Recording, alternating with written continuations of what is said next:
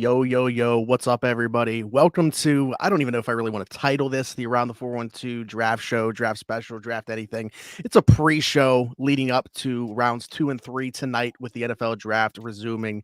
The Steelers currently holding picks 52 and 84 tonight. Will they stay in those spots?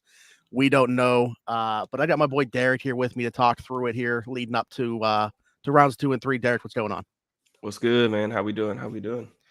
I know that you're similar to me in this. This is our favorite night of the draft. I know that, like, night one gets all the pub. Really, rounds 2 and 3 are my favorite night, though, where, you get those really quality players still, obviously, still guys that you're expecting to contribute early and be starters. But, I think that there's just, I don't know what it is about for you. I'm curious to get your opinion on why it's your favorite night of the draft, actually, because I've never really been able to pinpoint for me exactly what it is about it. Yeah, I'm kind of with that. I don't know really why. I guess it's just it's a little bit longer. I mean, you got more picks, so that's more Okay. exciting. Yep. And then I just really this is always the time of the draft where I think you win the draft, and like you and I have talked about Mm. this before, but like I just feel like this is the day where you really make your money. And when you talked about finding starters, I mean, the Steelers have been able to find some really, really good players, some Pro Bowlers on day two of the draft. And a lot of my favorite players just over the years to watch and to study, even to study on the Steelers have been day two picks like Deontay Johnson, Alex Highsmith. Like I really like those guys as prospects. So, I mean, it's a lot of fun to get to go through this. And, I think honestly, the Steelers have done a really good job on day two of the draft for the most part over the past like decade or so. So that probably has to play a part in it as well for me. Yeah, somebody made I don't know if you would disagree with this or agree with this, but somebody made an interesting point to me. I don't even remember who it was, but as far as like day two and I guess day three as well, that's when you find out who like the really good GMs are. Like you're not going to see on day one, like most guys aren't going to make these huge outlandish picks. Like even going back to last night. Let's talk about that actually real quick. Were there any picks that like really jumped off the board? I mean, I know like New England taking Cole Strange seemed like a little bit early. Cole Strange is Uh, pretty wild. but like, Tyler Smith was a guy that I had going in the first round to Tennessee, Mhm. not Dallas, but he was a guy that I had going in the first round. Now, people could debate that value, but there wasn't anything else to me other than Cole Strange that was like, jumped off the page.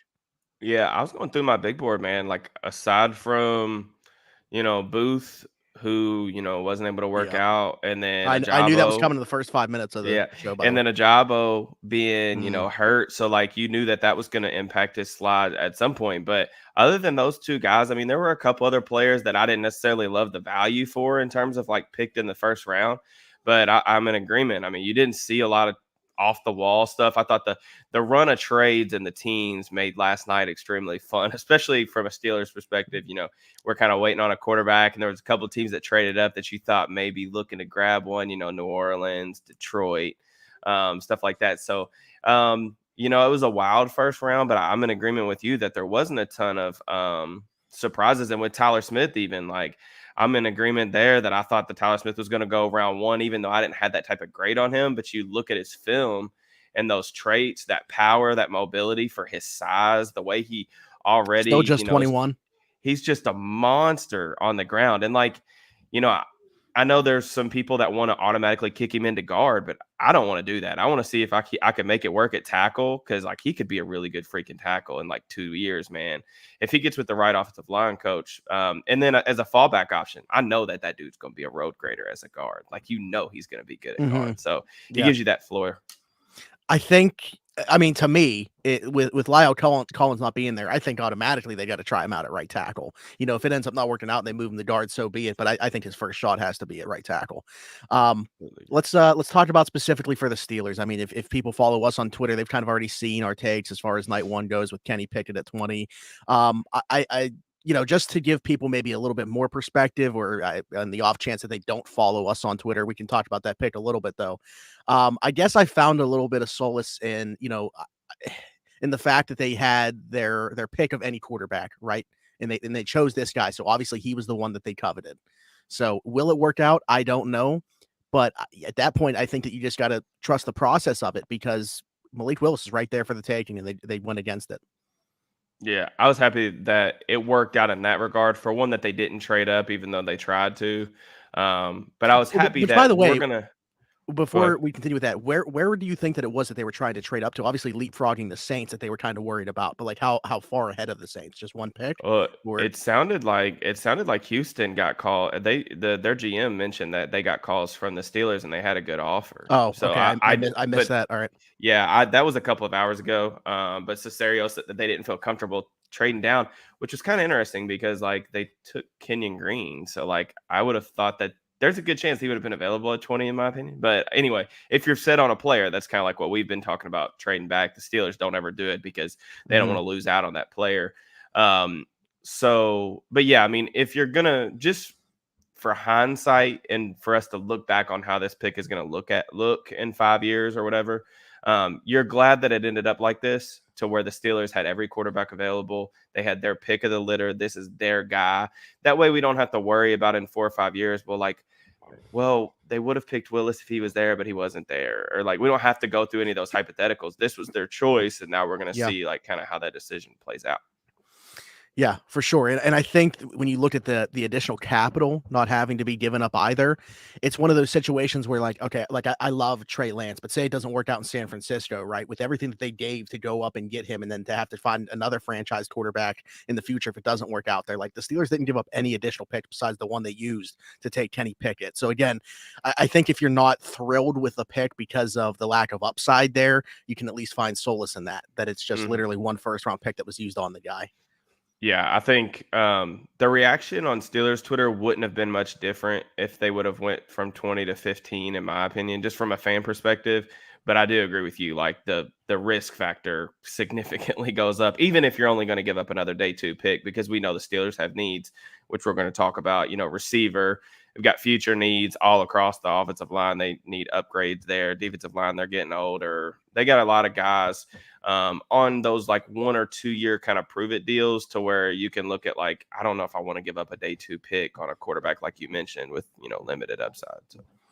And we started off the show talking about how much we love day two and the guys that come from day two. So yeah, no, I'm good For on that. sure.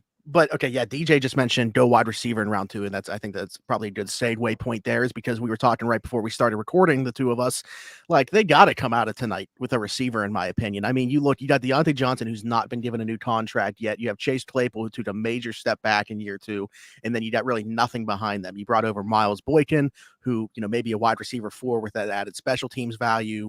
Cody White, Steven Sims, Anthony Miller. The wide receiver 3 is not on this roster right now. No, I completely agree, man. I mean, it's just a matter of like who that guy is. I mean, they spent a lot of time with George Pickens. They had formal and informal meetings with him at the NFL Combine in Indianapolis, and then their wide receiver coach Frisman Jackson put him through drills at the Georgia Pro Day. So usually, positional coaches showing up at a pro day, in my opinion, is about as peak of interest as you can see, and that's why I think Pickens is interesting, because there's some maturity concerns that have turned some teams off apparently. But the Steelers have spent a ton of time with him, so there's nothing that's going to surprise them in terms of his character or personality. And I think that could mean that they're comfortable with him, especially if he falls to 52. Fowler put out, a day or two ago that he could see him sliding into day two territory, like further back. So he could be in play. And then I think he has the upside to severely outplay that draft slot. Yes, absolutely. I mean, I think if injury and these concerns aren't there, we're talking about like a top 15 player, especially with the run that we saw happen on receivers yesterday. Um, but yeah, I absolutely love George Pickens. There's another few names that we could bring up. The thing is, like the Steelers haven't been linked to a ton of like day two guys, like we were talking about. I mean, Sky Moore, obviously, like he has the Dino Tomlin connection and everything like that. So maybe that's a guy that we can focus on a little bit. But does he even get to 52? Yeah, that's the question. I mean, you look at the teams above or picking ahead of the Steelers in this round, specifically Chicago and Indianapolis, who haven't made a pick yet. They have major needs at receiver. I mean, both of those Mm-hmm. teams, you could argue there's really only one guy that you're comfortable as a starter for Mooney in Chicago and Pittman in Indianapolis. So those teams definitely look primed to take a receiver. I think Moore is a perfect fit for the Colts. I've talked about that. I think he's a really good complement to what Pittman does.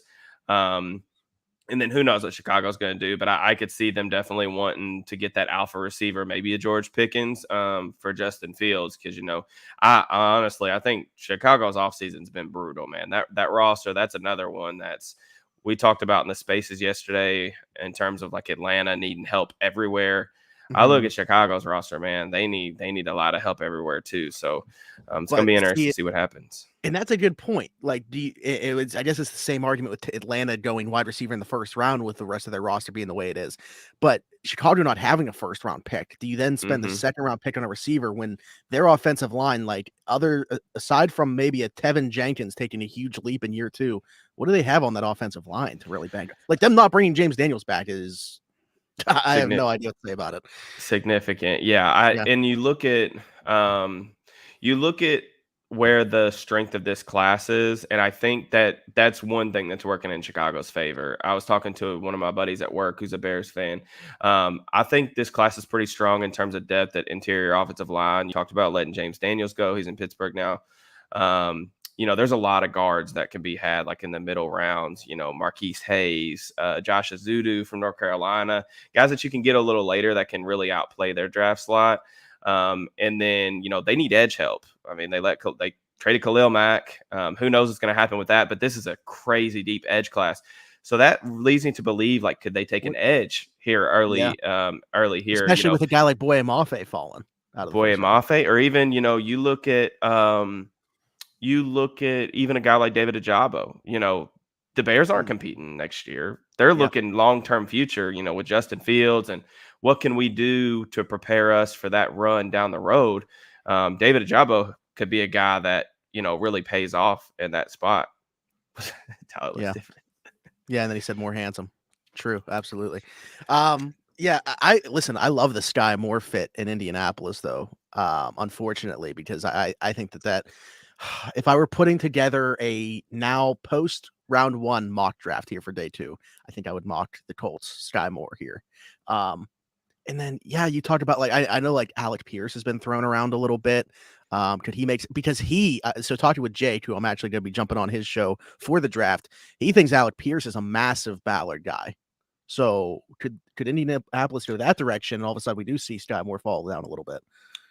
Yeah, one of SI's guys, Zack Hicks, is that his name? Yep. I don't want to. Yep. Okay, He's phenomenal, by the way. One of the best tape guys out there. He's been pounding the table for Alec Pierce. I've seen some of his stuff on the site. I personally think that's way too early for Alec Pierce, and it seemed like I was really high on Alec Pierce during the season, especially when I was watching a lot of Cincinnati games. And I do like him, but I've really got that. If the Steelers picked him at 84, I think I'm fine with that. I think picking him in the top 50, that's just too rich for my blood. But, I could see that as a Ballard type of pick. Who knows where they're going to go? They're really disappointed, I think, with what they've gotten from Paris Campbell. He hasn't been able to stay healthy. But a receiver is a need for them. And then you look a little further back. I mean, Cleveland, they could also really go for a receiver. They did acquire Amari Cooper, but that was – kind of at the expense of Jarvis Landry. They had all type of issues and injuries last year at that spot. So I think they could look to add, a receiver at 43 or 44, whenever they come up too. Yeah, I've mocked them Travis Jones, but I think that might also be me not wanting them to take a receiver playing into that too. A wide receiver that we haven't talked about yet, he was getting some smoke towards like creeping into day 1, was Christian Watson. Is he a little bit too much like a Chase Claypool to make that much sense for the Steelers? And where do you see him going? Yeah, I think that they are different players. I do like Watson's like lower body flexibility and his ability to get in and out of routes better. And I think there's definitely some potential there to be more than just that speed guy. I would be a little concerned on how they would use Watson and Claypool at the same time. If that means Chase Claypool's going to the slot, I'm a fan of that move because we've talked about that as something they should do anyway. I just don't know.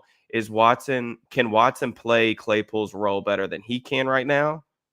It's possible, honestly, because I think Watson has better play speed. But I don't know of their level of interest in him, to be honest. And I've also heard, like, and I think you've seen the same thing on Twitter, like, it seems like the NFL is a little lower on Christian Watson than like draft Twitter is. So like and I think we saw that last night. I never really bought into the Sky Moore in round 1 thing just because he's 5'9", like sub 5'10" receivers. I mean, Mhm. you have to look Yeah. back. I mean, it's a really, really small group, and Sky's a really good player, but he's just really small. So, either one of those guys at 52, though, I mean, I wouldn't be mad at that. I don't think I would be mad at that at all. Yeah, Tyler said only wide receivers at 52 that interest him would be more Pickens, possibly John Mechie. After that, you should just look around 84. I would probably agree with that assessment, to be honest. And Mechie, to me, I do think he goes sooner.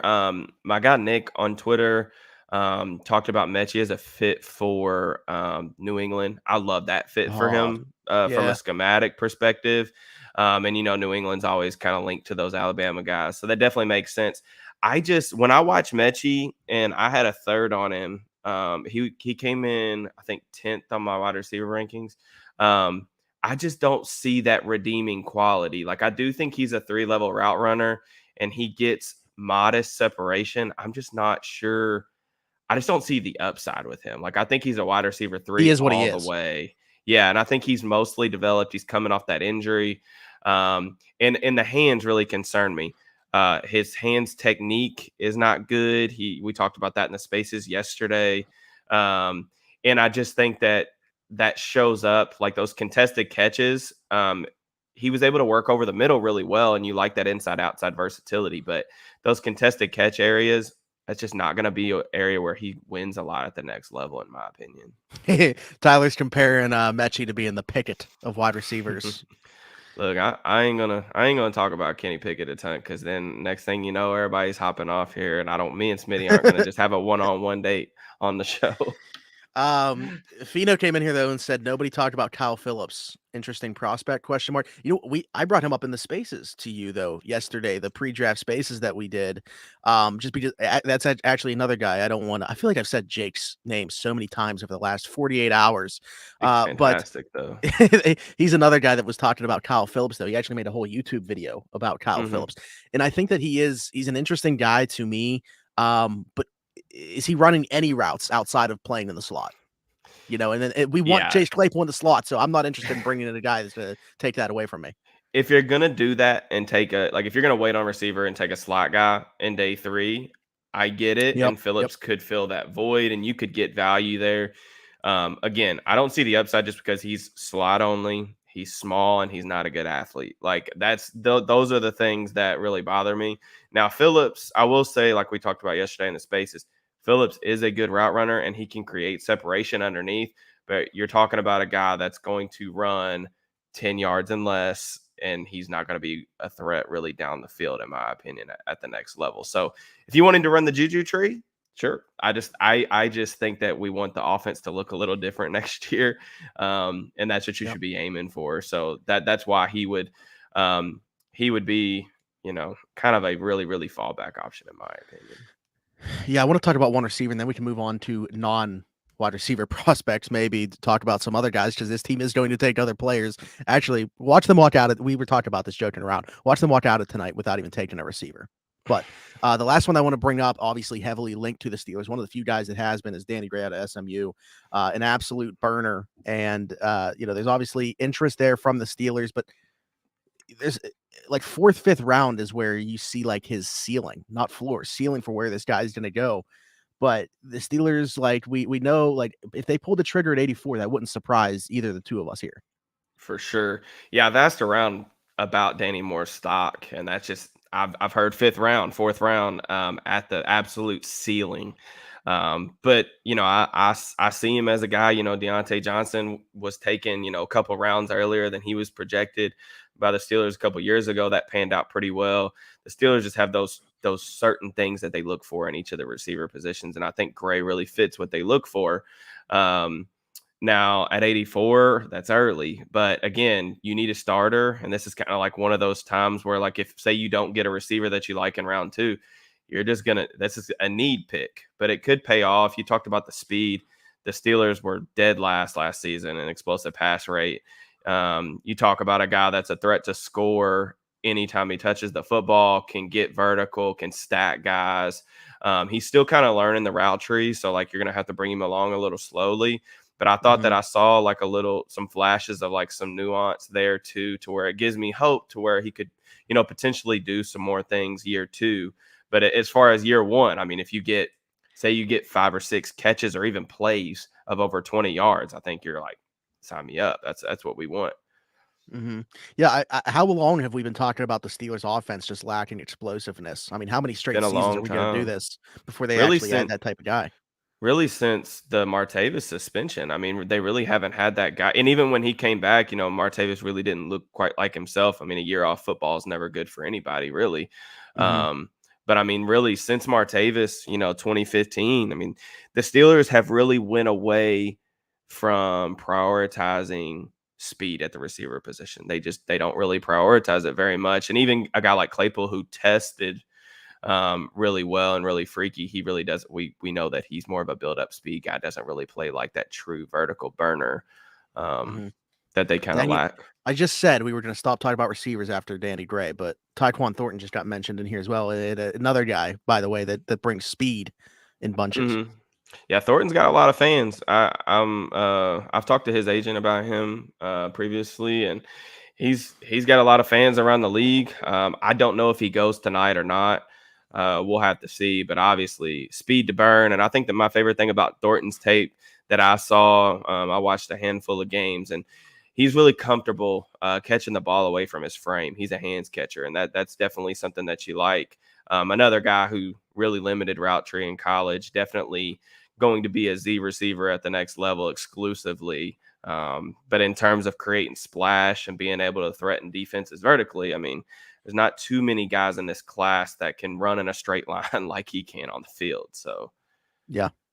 So, these receivers that we've talked about, like if it's not Pickens, say Pickens, Watson, and Moore are all gone at 52. We probably don't want the Steelers to go receiver there and just put that off until 84. But that also means that a very good player could have fallen to them. I'm not going to bring up the name Andrew Booth Jr. because we don't need to start talking about him. But another guy, that I think that we've actually both mocked to them at different times is Jaquan Brisker, the safety. mhm. Them bringing back Terrell Edmonds on a 1-year deal for $2.5 million does not mean that this team isn't going to add a safety or add a safety early even. It's very possible, in my opinion, that happens. What do you think about Jaquan Brisker? Why do you like him? Why do you think that he should be linked to the Steelers? I mean, they showed a ton of interest in safeties at the combine, and then them being them having the secondary DBs coach Grady Brown at the Penn State Pro Day. Granted, that's not a far drive for them, but I think that's significant as well. And Brisker, to me, I put up a film room of him. The number one thing that stands out is just how strong he is. I mean, he lifted with the freaking defensive linemen at Penn State instead of the DBs because the dude's just built different. And it really shows up on his tape. I mean, the hit power is impressive. Like he can stack and shed blocks. You run screens on the perimeter, and he's just going to plow right through receivers and get to the ball carrier. And then in coverage, he's a really good athlete, good click and close ability. And I like him as a matchup piece and a fit next to Fitzpatrick. If you're going to continue to play those split safety looks, and then when you go and put Fitzpatrick at center field, you can use Brisker as like kind of like a tight end matchup guy too, because those tight ends that look to create that space at the break point, pushing off those smaller safeties, you're not moving Brisker. He's just not moved Mhm. like that. So I really like it. I think he fits their profile, extremely athletic of what they typically look for. So that's why I mocked him there at 52. I'm not quite sure he makes it, but I do think that the Steelers have some interest in him for sure. So if they don't go receiver in this scenario and it is pick 52, say Brisker isn't there, like who are some other names, that we could see? Because I feel like there's not as many names being linked to them in past years. Like I just haven't seen a ton of mocks. It's the same names that I keep seeing. I'm not seeing a ton of Mhm. diverse names there. Yeah, I mean, in terms of safety, I mean it's again, this is early, but Nick Cross, I mean, I think that's been, Really good another name athlete for that's been sure. heavily mocked. I mean, Cross can absolutely fly. I mean, that kid is super athletic. Needs to learn to take some better angles to the football, some big plays, some missed tackles that were an issue last season. But again, another guy, I mean, the way that he can click and close out of his pedal is stupid. I mean, it's really impressive. Fun player, really high upside player in my opinion. I'm not quite sure if playing him year one is what Steelers fans should root for as a starter every down, because I think he's going to be very up and down. Still learning a lot of things about the position. Yeah, and I agree from watching him, but that's why I think it'd be so tough to swallow taking him at 52 and then seeing him not I contribute agree. to that degree right away. I agree. I mocked him there at 84. That I In think my you can live with. in Yeah. in my second mock back in late March, and I'm not sure he gets there. I really, just because of the athleticism, man. Like I think a team like San Francisco's been linked to some safeties. I'm not sure if they would go up and get him. Tyler mentions an interesting name. I have pretty much ruled out interior defensive line for the Steelers on day 2, except for DeMarvin Leal. Leal's really interesting. He was getting top 15 buzz as late as like December of last year. I did a very early mock draft. I can't think of when it was, to be honest with you, but I gave him to the Packers at the end of round 1. And Mhm. now obviously we're sitting here day 2 and that isn't the case. But you see So that, the Packers take in Devontae Wyatt, that obviously defensive line, so sure, yeah, and Leal's really interesting, man. He played all over the defensive line. I do agree that if he's going to make it work in the NFL, it has to be at 3 tech, or I think it's got to be at 3 tech, and he's got to bulk up. I don't think he's an edge. He's not flexible enough. He's not explosive enough. He's got to bulk up. And what were you about to say? I was just say watch the Buccaneers open up day 2 by taking them. I think the Bucks, now that the safety run kind of just happened a little bit at the end of the first round, I think that they could really take like Travis Jones, even DeMarvin Leal. Yeah. That would be a good fit. I mean, Jones or even Logan Hall from Houston. Um, but you look at Leal specifically, the concern that I have with him is he's playing at about 280, I think is what he told us at the combine. That's Mm, really light for a 3-4 sure. defensive end. And I just don't know how he's going to hold up against the run. Like, I love his like he has a pretty good repertoire of pass rush moves, and I Mhm. like the quickness inside, because on passing downs, when you get him over a guard, especially if he can maintain that quickness, say he bulks up to like 290 and adds 10 pounds of muscle, helps him up against the run and his anchor, that quickness is going to destroy guards. I mean, he's going to be a really good pass rusher on the interior, but I just don't know if he's going to hold up in run support. And the Steelers really struggled in run support last year, so Yeah. I feel weird mocking him, to the Steelers when we know how bad they were last year stopping the run. We didn't see a running back go on day 1. Buffalo not going running back kinda rolled out that there would Hmm. be one taken. Breece Hall to the Bucks. It's What do we think interesting. about that? Hall's my running back 1. So I mean, anytime on day 2, you just don't spend a first round pick on a running back. I mean, that's if they want to get him here. I mean, that would be fine with me. I don't know anything about like what Tampa. I mean, did they bring back Fournette? They did, right? It did. I No, mean, I don't Ronald know. Jones is in Kansas City now. Yeah, They I could do I mean, think I do think there's going to be a bunch of running backs taken on day 2. I mean, Hall, Walker, Spiller. I think James Cook's going to go round 2. Um, so I mean, we may see a round run. 2, not day 2. I James Cook do. now.